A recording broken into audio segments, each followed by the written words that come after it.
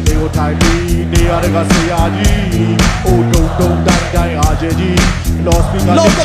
နဲ့ချိုက်တယ်။ညာဘက်နေဆက်တဲ့ကိုဟိပြီးမဲတယ်လေမဆရာကြီး Hello